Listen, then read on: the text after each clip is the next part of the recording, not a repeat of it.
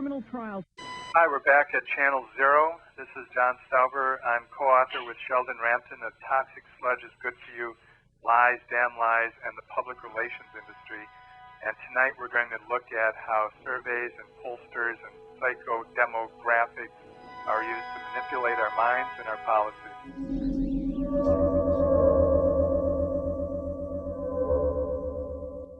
In this survey, it's not what you know that counts. Rather, it's what you happen to think that is important. There are no right or wrong answers.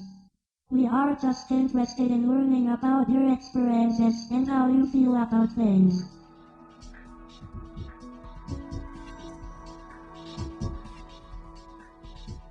Of course, when someone calls you on the phone and says they want to hear your opinion, that's sort of flattering. So a lot of people say, sure, I'll tell you what I think. And pollsters behind the scenes will often be rather frank with one another. They're not telling the people they're calling why they're doing the questioning. In one respect, I don't see public opinion research as anything other than an evolution of a politician's desire to understand where their public is at on issues. More scientific, more timely, happens on a larger scale for sure. But the basic premise is time-tested.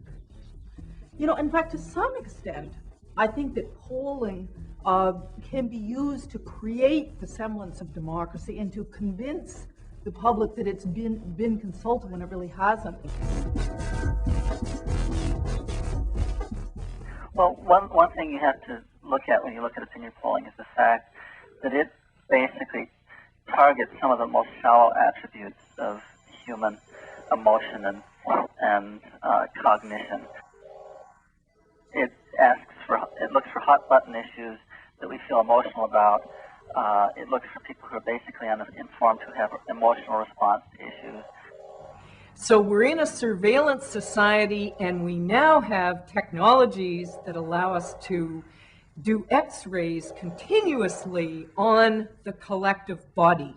Today, if you came to me and said, Frank, I'd like you to give me a national poll on what people thought of this particular TV show, and I'd like to know 24 hours from now what people thought, I could go out and design the questionnaire, enter it on our computer-assisted telephone interviewing network, talk to some of the supervisors who will then assign this to the 70-odd telephone lines connected to computers and talking people, produce and translate the questionnaire, have it all entered directly into the computer as the work's going on, statistically analyzed, and give you your runs and breakdowns and a basic report by midnight, if I had to. Now, typically will take a little longer, but it just gives you a sense of how quickly the technology has changed the capacity to do this kind of research.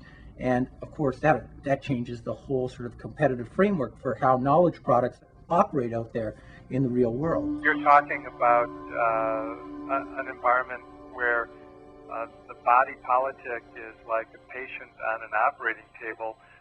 The surgeons are the PR, marketing, and advertising firms, and the electrodes are attached, and the signals are read on a constant basis, and then the decision is made on where to cut.